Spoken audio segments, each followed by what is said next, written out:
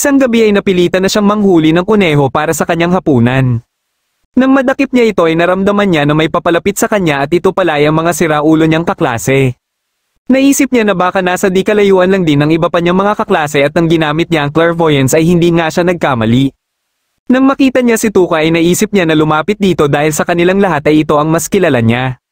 Pero hindi siya tumuloy dahil ayaw naman niyang mawala ang tinatamasa niya ngayong kalayaan na walang nagdidikta sa mga ginagawa niya. Nang malapit na ang mga siraulo niyang mga kaklase ay mabilis siyang nagtago kaya narinig tuloy ng mga ito ang ingay na galing sa halaman. Buti na lang ay biglang lumabas ang kuneho at ito ang inakala nilang nag-ingay kanina. Dahil dito ay umalis din sila kagad kaya nakahinga ng maluwag si Haruka. Pagka-uwi niya ay tiningnan niya muli ang kanyang stats at muli siyang nag-level up. Dahil naman sa pag-iwas niya sa kanyang mga kaklase ay nag-level up din ang kanyang loner. Ipinagpatuloy niya ang pag-ayos sa kanyang tirahan hanggang sa nagmumukha na talaga itong parang loob ng isang normal na bahay. Nang matutulog na sana siya ay nakarinig siya ng ingay na parang may nagsasanay. Akala niya ay ang mga siraulo niyang mga kaklase ang mga ito ngunit ang mga matatalino pala o ang grupo nila Oda na nakikipaglaban sa mga goblins. Hindi na siya masyadong nag-alala pa pero nang babalik na sana siya ay bigla niyang naramdaman na may ibang goblins sa papalapit. Dahil naging mabuti sa kanya sila Oda ay hindi na siya nagdalawang isip pa na atakihin ng mga goblins. Dahil dito ay hindi niya na din naiwasan pa na magpakita sa kanyang mga kaklase. Dinala niya ang mga ito sa kanyang tinitirahan at hindi sila makapaniwala na nakalikha siya ng maayos na tirahan. Dito niya na din nalaman kung bakit hiwa-hiwalay na nakikipagsapalaran sa kagubatan ng kanyang mga kaklase. Ayon sa mga ito na nung unang araw umano nila sa mundong ito ay nabahala ng sobra ang iba nilang mga kaklase lalong-lalo na ang mga babae. Pero dahil kay Tuka ay pinakalma nito ang lahat at minabuti nila na manatili sa open area para maiwasan ang mga posibleng banta sa kanila. Bawat isa ay may nakatalaga na gagawin pero ilang minuto pa lang silang nagsisimula ay sumuko kagad ang iba. Kaya tanging ang mga class representatives at grupo nila Oda na lang ang halos gumagawa ng lahat na gawain. Sinamantala din nila ang pagkakataon na magpa-level up sa pamamagitan ng pakikipaglaban sa mga goblins. Kahit ang iba nilang mga kaklase ay ganon din ang ginagawa. Pero isang gabi ay narinig nila ang usapan ng mga siraulo nilang mga kaklase sa binabalak na gawin ng mga ito sa kanilang mga class representatives. Kaya nang makita ng mga ito si Tuka ay wala silang ibang choice kundi patulugin ng mga ito. Ang problema ay bumalik ang mga ito para maghiganti at sinunog ang kanilang mga tent. Kaya pagkabalik nila Oda ay sila kagad ang sinisi ng iba nilang mga kaklase dahil umano nakipag-away sila sa mga siraulo. Para hindi na lumala pa ang gulo ay nagpasya na lang sila na umalis. Minabuti ng mga ito na magpalipas ng gabi sa tinitirahan ni Haruka. Pero kinabukasan mismo ng umaga ay kaagad din silang umalis. Plano nila na maghanap ng bayan at simulan na ang kanilang buhay bilang mga adventurer. Sinubukan pa nilang yayain si Haruka pero tumanggi lang si Haruka. Pagsapit ng gabi ay pinuntahan ni Haruka ang ilog na sinasabi nila Oda pero wala na ang kanyang mga kaklase dito. Gamit ang enemy detection ay sinundan niya ang mga yapak at sa di kalayuan ay namataan niya ang grupo nila Shimazaki. Sinubukan pa niyang lumayo pero nang malaman niya na hinahanap ng mga ito sila Oda ay napahinto siya. Nais pala ng mga ito na humingi ng tawad kina Oda dahil napagtanto na umano nila na mali ang kanilang ginawa na sisihin ng mga ito.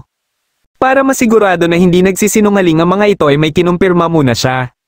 Napagtanto ng mga ito na kahit hanapin nila sila Oda ay hindi naman sila makakatakas sa mga halimaw kaya nakiusap sila kay Haruka na turuan sila paano makasurvive habang hinahanap sila Oda. Nang pumayag si Haruka sa pakiusap ng mga ito ay biglang na-activate ang kanyang subjugation skill. Nagamit niya pala ito kina Shimazaki kaya naging sunod-sanuran na tuloy ang mga ito sa kanya. Kagad niyang naisip na magiging problema ito sakaling malaman ito ni Tuka. Ilang sandali lang ay nakita siya ni Tuka na kagad lumapit sa kanya. Pero dahil abala siya sa kakaisip ay sinigawan na lang siya nito. Kasama din pala nito ang iba pang mga babae ng kanilang klase. Nang mapansin ni Tuka na parang wala sa sarili sila Shimazaki ay inamin na lang ni Haruka na nagamitan niya ang mga ito ng kanyang subjugation skill. Buti na lang ay bumalik din sa dati ang mga ito matapos nilang pilit na ginising ang mga ito. Nang magpaalam si Haruka na uuwi na siya ay dito na nalaman ni Tuka na may sarili siyang bahay. Dahil dito ay nakiusap sa kanya si Tuka kung pwede ay doon umano muna sana sila makitulog kahit isang gabi lang. Dahil hindi niya matanggihan si Tuka ay wala na siyang nagawa kundi pumayag na lang. Dinala niya ang mga ito sa kanyang bahay at sobrang namangha din ang mga ito sa ganda ng kanyang bahay. Nang malaman ng mga ito kung nasaan ang paliguan ay kaagad silang nagpaunahan dito. Napilitan na lang si Haruka na matulog na lang sa tent sa kagustuhan din niyang mapag-isa. Kinabukasan ng umaga ay ginising siya ni Chika dahil handa na umano ang kanilang almusal. Nang malaman niya na may inihaw na isda ay nagulat siya sapagkat matagal na siyang hindi nakakakain ng isda. Hindi niya mapigilan ang kanyang sarili na bilasan ng pagkain ng isda dahil sa sobrang pagkamis niya dito. Dahil nagtataka siya kung paano hinuli nila Tuka ang isda ay ipinakita sa kanya ng Vice Class Representative ang paghuli dito. Nakiusap siya dito na ulitin ang lightning magic nito dahil may naisip pala siyang plano. Gamit ang kanyang pakang skill ay binalot niya ang lightning magic at inuhulog sa tubig. Sa pamamagitan nito ay nagkaroon na din siya ng lightning magic. Dahil dito ay napasabi tuloy si Tuka na nagtataglay umano siya ng overpowered skill. Ilang sandali lang ay natanong niya si Tuka kung ano na ang plano ng mga ito. Ayon naman kay Tuka ay plano sana nila na magtungo na din sa bayan. Pero dahil kulang pa ang kakayahan nila sa pakikipaglaban ay napagpasyahan ni Haruka na tulungan sila sa pagsasanay. Nang mag-uumpisa na sila ay nalaman niya na level 16 na pala ang pinakamababang level sa kanila habang siya ay level 7 pa lang. Kaya napag-isip-isip niya kung kailangan pa ba talaga siya ng mga ito. Nang mapansin niya ang mga nagtatagong kobold ay naisip niya na ipalaban dito ang iba sa kanila. Kampante siya na matatalo lang ng mga ito ang mga kobold ngunit kabaliktaran pala ang mangyayari. Minabuti nila na magplano muna kung paano tatalunin ng mga kobold at ginamit nila ang tent ni Haruka. Nang susubukan na sana ulit nila na harapin ang mga kobold ay nakialam na si Tuka at sinabihan ng mga ito na kailangan muna nilang magsanay. Binilisan lang nila ang kanilang pagsasanay at muli nilang hinarap ang mga kobold. Sa pagkakataon na ito ay mayroon na silang maayos na kooperasyon dahilan para matalo na nila ang mga kobold. Dahil dito ay nagkaroon na din sila ng lakas ng loob para magtungo na sa bayan. Akala ni Haruka ay babalik na sa wakas ang buhay niya na mag-isahan lang ngunit pati din pala siya ay gustong isama ni Tuka. Hindi niya na natanggihan pa si Tuka at para na din masigurado niya ang kaligtasan ng mga ito sa mga siraulo nilang kaklase. Wala naman silang kaalam-alam na may isang kaklase na pala sila na nambibiktima ng iba nilang kaklase dahil may hinahanap itong skill. Habang naglalakad na sila Haruka palabas ng kagubatan ay may nakaharap silang orc. Dahil nalaman ni Haruka mula kina Oda na hindi gumagana dito ang physical attack kaya nilagyan niya ng mahika ang kanyang sandata. Sa sumunod na orc na nakita nila ay fire magic na ang kanyang ginamit para iligpit ito. Pagsapit ng gabi ay may naramdaman siya na papalapit sa kanila. Akala niya ay ang mga siraulo nilang kaklase ito pero buti na lang ay ang grupo ng mga tangalang ito na sila Kakizaki. Inakala niya na ang mga babaeng kaklase din nila ang habol ng mga ito pero ayon dito ay siya umano mismo ang pakay nila. Ayaw umano nila na makasalamuha ang mga babae dahil baka isa sa mga ito ang nagtataglay ng skill na mas nakakatakot pa sa puppeteer at charm skill. May isang skill siyang naisip na mas nakakatakot sa mga ito at ito ay ang hijack skill. Dahil wala sa mga siraulo ang skill na ito kaya malaki ang posibilidad na isa sa mga babae ang nagtataglay nito. Gusto nila Kakizaki na si Haruka na ang magbantay sa may hawak ng hijack skill at sila na lang umano ang bahala na magmatsyag sa mga siraulo nilang kaklase. Katapos nilang mag-usap ay umalis din sila kaagad dito. Wala silang kaalam-alam na kanina pa pala nakikinig sa kanilang usapan si Tuka. Kaya kinabukasan mismo ng umaga ay nagpasya si Tuka na kausapin si Haruka. Sinabi niya na nakita niya ito kahapon kausap sila Kakizaki. Kaya sinabi na din ni Haruka ang ipinapasabi ng mga ito kay Tuka. Humingi ng tawad si Tuka dahil may hindi umano siya sinasabi pa kay Haruka. Nalaman naman kagad ni Haruka na ito ang nagtataglay ng hijack skill base sa reaksyon nito. Akala ni Tuka ay matatakot sa kanya si Haruka kaya nagulat siya na wala lang ito kay Haruka. May kakayahan ng hijack skill na makuha ang skill ng ibang tao sa pamamagitan ng pagpatay dito. Gayunpaman ay hindi pa din nababahala si Haruka dahil kahit sila Oda ay hindi naman nabahala. Isinelyo nila ang puppeteer at charm skill ng mga siraulo pero hindi nila ito ginawa kay Tuka. Katapos nilang mag-usap ay ipinagpatuloy na nila ang kanilang paglalakad. Ilang sandali lang ay may namataan na ilog si Haruka kaya nagpaalam muna siya saglit kina Tuka. Ginamit niya ang kanyang magic wrap at weight magic para mas gumaan siya lalo at mas mapabilis ang kanyang sarili. Dahil dito ay natanaw niya mula sa itaas ang ilog na namataan niya. Ang problema ay hindi niya nakontrol ang kanyang bigat kaya nahulog pa din siya. Buti na lang ay gumamit siya ng magic wrap kaya nakaligtas pa din siya. Makalipas ang ilang araw na paglalakad ay nakalabas na din sila sa wakas sa kagubatan. Habang abala ang mga babae sa pagtanaw sa kapaligiran ay napansin naman ni Haruka na may airwalk skill na pala siya. Ginamit niya ito kagad at nagagawa nga niya na makalakad sa hangin. Nang nasa tamang taas na siya ay ginamit niya ang clairvoyance para makita ng maayos ang buong paligid. Dahil dito ay natanaw niya ang iilang tao na pinapalibutan ng maraming kobolds. Pagkababa niya ay sinabi niya ito kay Tuka at dahil gusto ni Tuka na tulungan ng mga ito ay nagpasya siya na pumunta dito. Para mabilis siya na makarating dito ay gumamit siya ng wind magic at sasamahan niya ito ng airwalk. Hindi niya napansin na nasama pala sa kanyang wind magic si Tuka. Ang problema ay sobrang bilis na nila dahilan para mapasobra ang kanilang pagkabagsak sa kinaroroonan ng mga kobolds. Dahil dito ay kagad na natalo ang mga ito kaya sobrang laki ng pasasalamat sa kanila ng kanilang tinulungan. Nagpakilala ang leader ng mga ito na si After at nalaman nila na mga adventurer pala ang mga ito. Ilang sandali lang ay nakarating na din dito ang iba nilang kaklase. Kaya nang makita ng mga ito ang elf na kasama nila After ay kagad nila itong pinagkaguluhan. Bilang pasasalamat nila After ay ginabayan sila patungo na mismo sa pinakamalapit na bayan at ito ay ang bayan ng Omway. Pagkapasok nila dito ay kagad din silang dumiretso sa Adventurers Guild para magparehistro. Ngunit hindi pa man sila nakakapasok ay pinagtitinginan na sila ng masama ng ibang adventurers. Tinawag si Haruka ni After dahil gusto umano siyang makausap ng guildmaster. Kinakabahan siya dahil baka kung ano ang gawin ng guildmaster sa kanya. Nang makaharap niya na ito ay nagulat na lang siya dahil papasalamatan lang pala siya sa pagtulong niya kanina kina After. Pagkababa niya ay nakita niya ang pagbebentahan ng mga magic crystals kaya sinamantala niya na ang pagkakataon na ito na ibenta ang mga naipon niyang magic crystals. Pero dahil sa sobrang dami nito ay bukas pa umano nila ito matatapos sa pag-appraise. Biglang tinawag si Haruka nila Tuka dahil tapos na umano ang mga ito na magparehistro. Dahil dito ay minabuti ni Haruka na magparehistro na din. Kampante siya na makakapasa siya sa screening kahit si Tuka ay sigurado din dito. Ngunit dahil level 9 pa lang siya ay hindi pa umano siya pwedeng magparehistro. Sinubukan pa niyang makiusap ngunit hindi pa din siya pinagbigyan. Dahil gabi na ay nagtungo na sila sa kanilang ina sinabi sa kanila ng guild. Kinabukasan ng umaga ay bumalik sila sa guild para kunin na ang bayad sa mga magic crystals. Ang problema ay nagkulang ang pambayad ng guild dahil sa sobrang dami ng mga magic crystals ni Haruka. Nakiusap sa kanila ang guildmaster kung pwede ay installment na lang ang kulang at hindi naman ito naging problema kina Haruka. Dahil mayroon na silang pera ay pwede na sila ngayong mamili ng kanilang mga kailangan. Nagboluntaryo si Gotek na samahan sila dahil mayroon umano itong alam na shop na magugustuhan nila. Ito pala ay isang weapon shop na binibilhan ng mga adventurer. Madaming weapon at item ang nagustuhan ni Haruka dito kaya inabutan sila ng gabi. Napansin niya dito ang isang kwentas na tinatawag na 7 necklace. Nalaman niya mula sa tindero na may kakayahan umano ito na pagsamasamahin ng 7 item kaya pwede niya ding magamit ang epekto ng mga items ng sabay-sabay. Biglang dumating dito si Tuka para pauwiin na siya dahil tulag na umano ang iba.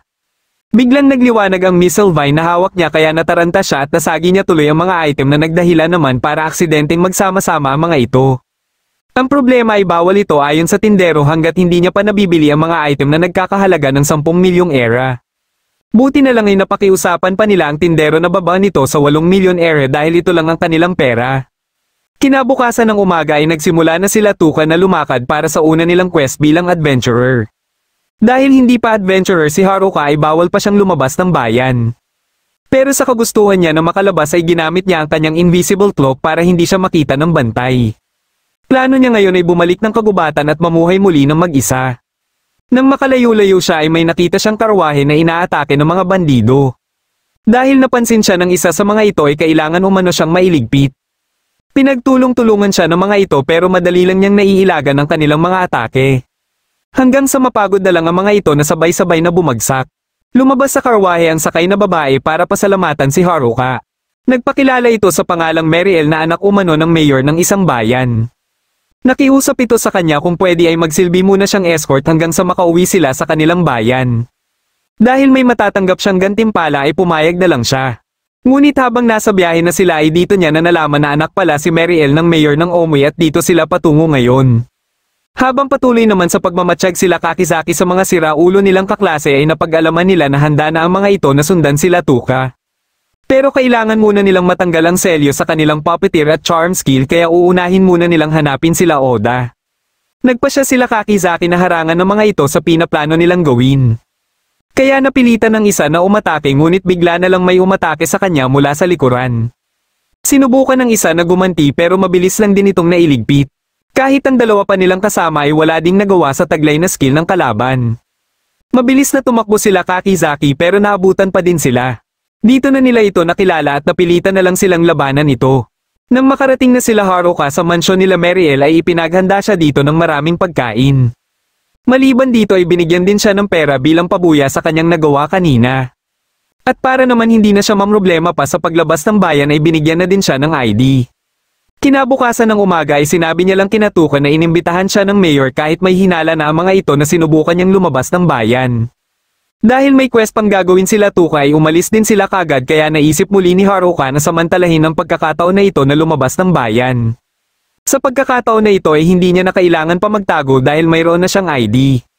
Pagkapasok niya ng kagubatan ay biglang may orc na umatake sa kanya na mabilis lang niyang pinabagsak sa isang atake lang gamit ang bago niyang stuff. Pagsapit ng hapon habang patuloy siya sa paglalakad pabalik ng kanyang tirahan ay may nakita siyang dugo. Gamit ang enemy detection ay sinundan niya ang yapak na nakikita niya at nakita niya sa unahan sila Kakizaki. Dahil humihinga pa ang mga ito ay dali-dali niyang binuhusan ng mga ito ng mushroom potion. Nang maging okay na ang pakiramdam nila ay dito na nila ikwinento kay Haruka ang mga nangyari.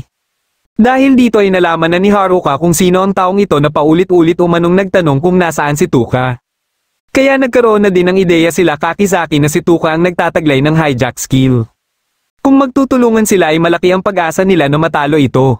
Ayaw sana ni Haruka na masali sa gulong ito pero sa huli ay nagpasya pa din siya na makialam na. Pero mas gusto niya na siya lang ang makikipaglaban dahil kailangan niya sila Kakizaki na protektahan sila Tuka. Kasalukuyan namang pinaghahanap na nila Tuka si Haruka matapos nilang mabasa ang sulat na iniwan ni Haruka. Habang nagpapahinga si Tuka ay nag-iisip na din siya ng skill na pwede niyang magamit sa kalaban boses sa impormasyon na ibinigay nila Kakizaki. Kailangan niya ngayon ng bagong skill na magiging epektibo sa kahinaan ng kalaban. Para mangyari ito ay kailangan niya munang patasin ang kanyang level. Nakipaglaban siya sa mga goblins at kahit sa Goblin King pero hindi pa din siya nag-level up. Biglang may nagpakitang Goblin Emperor na may level 50 at kahit hindi siya sigurado na matatalo niya ito ay nilabanan niya pa din ito. Kahit napupuruhan niya ito ng kanyang mga atake ay hindi pa din ito natatalo. Pero dahil porsigido siya na matalo ito ay nakalikha siya ng skill na hindi na nito kinaya. Dahil sa pagkapanalo niya ay dito na din siya nag-level up. Pagkadating niya sa kanyang bahay ay nakita niya sa kanyang stats ang bagong skill na nakuha niya na siyang gagamitin niya sa kalaban. Maliban dito ay nalaman na din niya ang ibig sabihin ng Master of None na siyang dahilan bakit sobrang tagal niya makapagpa-level up pero mabilis naman siyang nakakakuha ng mga bagong skills. Pagsapit ng hapon ay dumaan sa kanyang tinitirahan ng kalaban na siya namang kanina pa niya hinihintay. Ito pala ay si Tenoka na nagpapabuli lang sa mga siraulo nilang kaklase para matupad ang mga plano nito. Pagkabalik nila Tuka sa bayan ay nakita nila sa labas sila Kakizaki kaya kaagad silang lumapit sa mga ito. Akala ni Tuka ay kasama ng mga ito si Haruka kaya sinabi ni Kakizaki na kasalukuyang nakikipaglaban si Haruka sa kagubatan. Hindi naman nababahala si Tenoka kay Haruka dahil alam niyang mahinang skill lang ang taglay ni Haruka. Nang malaman ni Haruka na iniligpit na din ni Tenoka ang iba nilang mga kaklase ay mas nagkaroon pa siya ng dahilan na hindi ito hayaan na makalapit kay Tuka. Dahil dito ay wala nang ibang choice si Tenoka kundi iligpit si Haruka.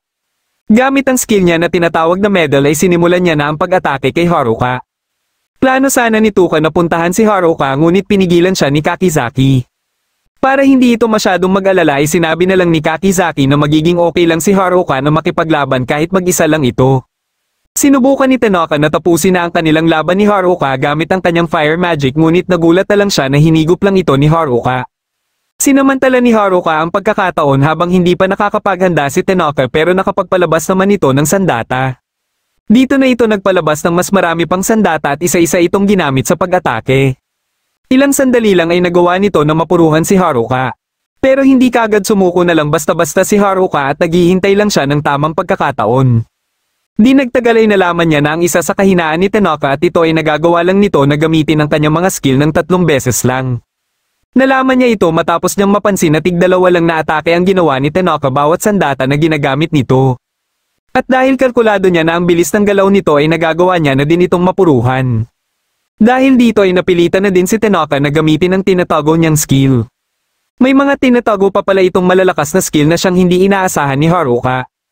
Nang mawala ito sa paningin ni Haruka ay dito na nito ginamit ang skill na death. Hindi na ito naiwasan pa ni Haruka na siyang ikinabagsak niya kaagad. Tuwang-tuwa si Tenoka na sa wakas ay natalo niya na din si Haruka. Nang aalis na sana siya ay nagulat na lang siya nang bigla siyang tinawag ni Haruka. Buhay na buhay pa pala ito dahil sa tulong ng well-being skill nito.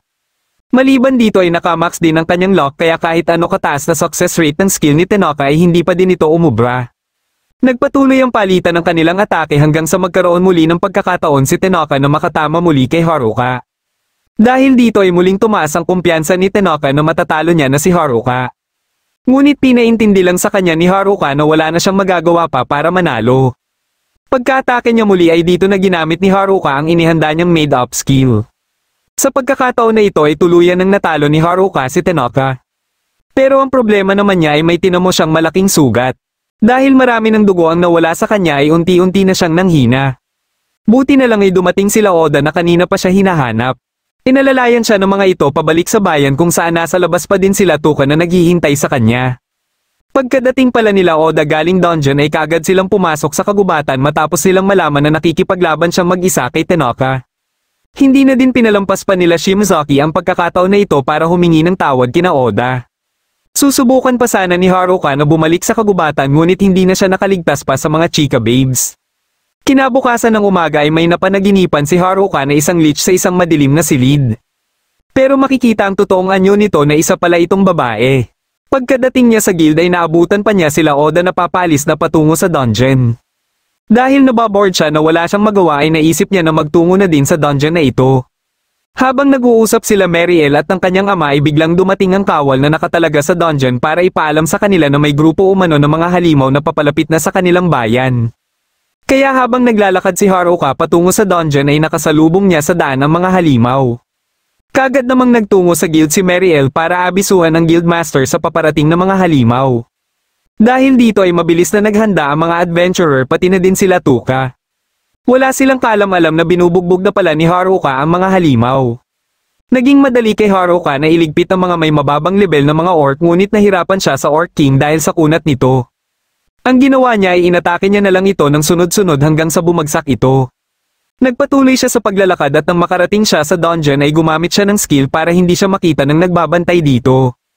Habang nililibot niya na ang unang palapag ay marami siyang nakitang mga treasure chest ngunit mga basura lang ang laman ng mga ito. Bigla niyang naalala ang tindero na binilhan niya ng ilang mga item at naisip niya na magtanong muna dito dahil siguradong marami itong nalalaman tungkol sa mga item. Nagtataka naman ang mga adventurer na hindi pa din dumadating ang mga halimaw na hinihintay nila. Ilang sandali lang ay nakita nila si Haruka na papalapit sa kanila. Dito na nila nalaman na inubos sa pala ni Haruka ang mga halimaw na kanina pa nilang hinihintay. Ikinagulat ito ng lahat pero dahil hindi pa din nagustuhan ng mga ito ang kanyang ginawa na pakikipaglaban ng mag-isa ay napagalitan pa din siya. Kinabukasan ng umaga ay nagtungo siya sa shop para magtanong sa tindero kung may alam itong item para magustuhan siya ng mga tao. Naisip ng tindero ang pheromone ring pero baka mahanap niya ito sa baba pa ng 50th floor ng dungeon. Wala siyang kaalam-alam na narinig pala nila Oda ang kanilang usapan. Dahil dito ay nalaman tuloy ni Tuka ang pinaplano ni Haruka. Nagpasya silang lahat na sundan si Haruka kaya ilang sandali lang pagkalabas ni Haruka ng bayan ay nakita niya na ang mga ito na nakabuntot sa kanya. Dali-dali siyang pumasok sa dungeon ngunit ilang sandali lang ay may nahawakan siyang pader na biglang bumigay dahilan para mahulog siya. Mabilis siyang nakagamit ng earth magic bago pa man siya makarating sa pinakababa. Dahil sa kanyang pagkakahulog ay nagkaroon naman siya ng spatial awareness skill at trap detection skill. Ginamit niya ang mga ito at dito niya na nalaman na nasa ika-101 at isang palapag na pala siya. Naisip niya kagad na baka dito niya na makikita ang pinaka-boss ng dungeon. Nagsimula siya sa paglalakad at sa unahan ay may nakita siyang pinto. Pagkabukas niya dito ay bumungad sa kanya ang lich na siyang Dungeon Emperor at may level na 100. Sinubukan niyang alamin ang mga skills at weapon nito ngunit puro unknown lang ang nakalagay. Gayunpaman ay nagpasya pa din siya na labanan na lang ito. Ngunit kahit anong bilis ng kanyang mga atake ay walang kahirap-hirap lang itong sinasangga ng kalaban. Napapansin naman nila Mariel at ng kanyang ama ang maitim na kaulapan na pumapalibot sa dungeon. Dahil dito ay hindi maiwasan ni Mariel na mabahala baka may kalamidad na namang dumating. Inatasan siya ng kanyang ama nang magtungo sa guild para sabihan ng guildmaster na maghanda lang sila. Habang patuloy sa pakikipaglaban si Haruka sa lich ay nag-iisip na din siya kung paano niya ito tatalunin sa pabilisan. Kahit anong bilisan gawin niya ay hindi pa din siya makatama dito hanggang sa siya tuloy ang natamaan. Pero dahil sa pakikipaglaban niya dito ay nagkaroon naman ng bagong skill ang kanyang contact lens. Ilang sandali lang ay napansin niya na parang ayaw nito na iligpit siya. Kaya naisip niya na baka ang miasma na nakapalibot dito ang siyang nagpupwersa lang dito na makipaglaban. Sa sumunod niyang atake ay ginamit niya ang kanyang staff para higupin ang Miasma at tama nga ang kanyang hinala dahil huminto ito sa pag-atake nang mawala na ang Miasma. Dito niya na naintindihan kung ano talaga ang totoong nararamdaman nito. Niyakap niya ito ngunit hindi niya sinasadya na magamit ang subjugate skill. Dahil dito ay nagagamitan niya na din ito ng kanyang appraisal skill.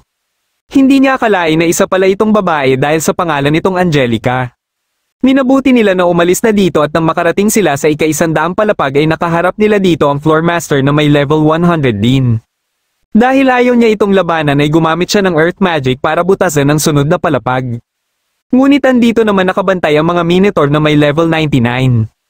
Biglang tumalo ng mga ito para labanan sana si Haruka pero nadaganan tuloy nila ang living armor.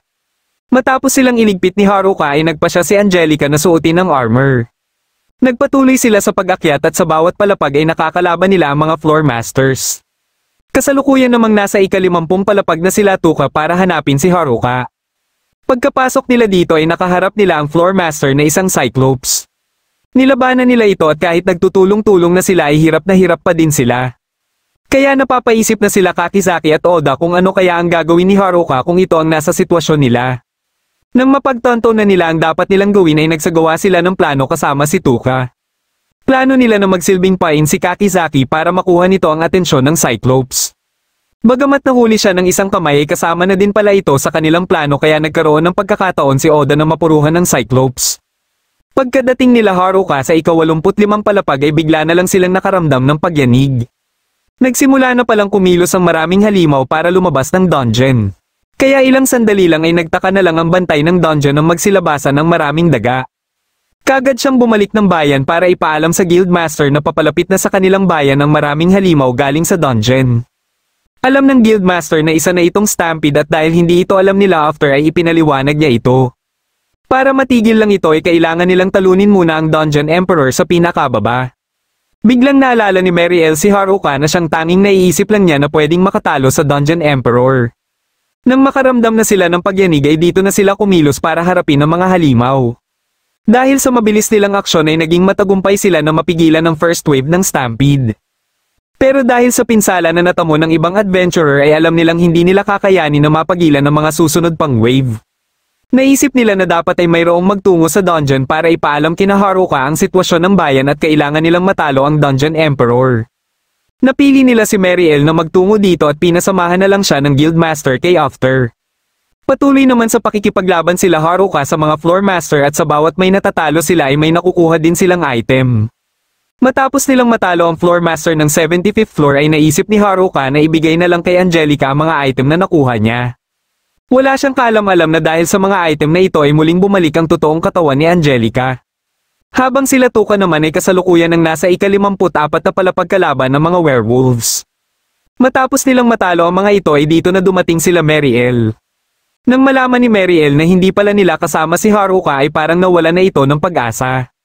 Buti na lang ay andyan si Tuka para bigyan siya ng lakas ng loob dahil naniniwala ito na mahahanap din nila si Haruka. Habang nagpapahinga sila Haruka sa ika-74 na palapag ay nakaramdam siya ng malakas na hangin mula sa maliit na butas. Konektado pala ito sa kinaroroonan nila Tuka kaya habang nagsasalita siya dito ay naririnig nila Tuka ang kanyang boses. Dito na sila nagkausap kaya nalaman niya na ang kasalukuyang kalagayan ng bayan. Sinabi ni After na patungo na ngayon sa bayan ang second wave ng stampede at kung magkaroon pa ng third wave ay siguradong hindi na ito kakayanin pa ng bayan kaya kailangan nilang mapahinto ang stampede. Para mangyari ito ay kailangan nilang talunin muna ang Dungeon Emperor. Sinabi ni Haruka na natalo niya na ang Dungeon Emperor pero nagtaka sila Oda kung bakit may second wave pa din. Dito na sinabi ni After na kailangan itong mailigpit na ayaw namang gawin ni Haruka.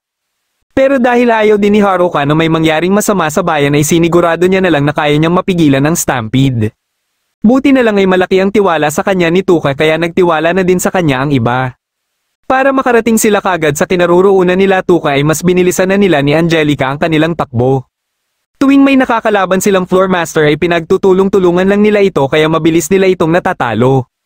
Habang sila Tuka naman ay naging abala na sa pakikipaglaban sa Sphinx na nakasalubong nila. Ang problema ay hindi ito tinatabla ng kahit anong atake mapa physical o magical attack man.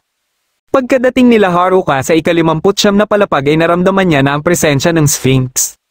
Mabilis silang nagtungo dito kaya nang aatakihin na sana ng Sphinx si Tuka ay nagawa pa niya itong mapigilan. Sinundan ito kagad ng atake ni Angelica at dito na ito natalo.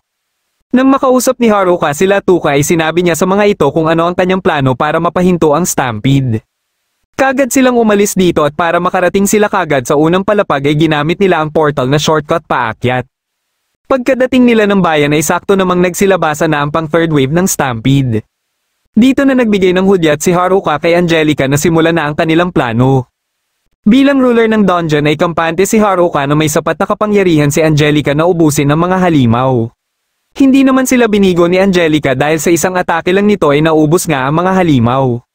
Sa una ay hindi pa makapaniwala sila Tuka sa biglaang pagkawala ng mga halimaw pero nang mapagtanto nila na ligtas na ang bayan ay nagbunyi na sila. Nang makabalik na sila sa kanilang ina ibinenta naman kagad ni Haruka ang mga item na nakuha niya sa dungeon sa kanyang mga kaklase sa mas murang halaga. Dahil naman interesado sila Tuka at ang ibang chika babes na makilala si Angelica ay kinausap nila ito. Katapos ay sinama din nila ito na maligo kaya nalaman na din nila na isa pala itong totoong tao. Kinabukasan ay nagpa siya si Haruka na bumalik muna sa dati niyang tinitirahan at isinama niya si Angelica. Pagkadating nila dito ay kaagad na naligo si Haruka na isa sa na-miss niya dito. Biniro niya si Angelica na sumabay sa kanya sa pag-aakala na hindi ito susunod dahil isa itong kalansay. Ngunit biglang pumasok si Angelica kaya nagulat siya kung bakit may blonde na babae sa kanyang bahay. Dito niya na napagtanto na ito pala si Angelica kaya katapos niyang maligo ay nagkausap silang dalawa. Nalaman niya na dahil pala sa mga item na ibinigay niya kaya bumalik ang totoong katawan nito. Gusto niya sana napakawala na ito dahil may karapatan din naman ito na maging malaya. Pero ayaw ni Angelica na iwan siya at mas gusto nito na magkasama lang sila. Kinabukasan ng umaga ay naisip ni Haruka na yayain si Angelica sa sparring. Gusto niya na ibuhos ni Angelica ang lahat para mapalakas din niya ang kanyang mga stats. Sa una ay nagagawa pa niyang makasabay sa pabilisan ngunit di rin nagtagal ay napuruhan pa din siya ni Angelica. Makalipas ang ilang araw ay nagpa siya sila na bumalik na ng bayan.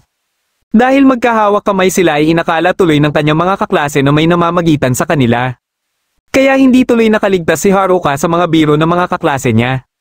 Labis ang pasasalamat ni Angelica sa mga ginawa sa kanya ni Haruka kaya kahit nahihirapan siyang magsalita ay pinilit niyang magpasalamat kay Haruka. Dito na nagtatapos ang huling episode ng Loner Life in Another World Season 1. Kung nagustuhan mo ang ating kwento ay huwag kakalimutang mag-like at mag-subscribe na din para malalaman mo kagad kung may bago akong video.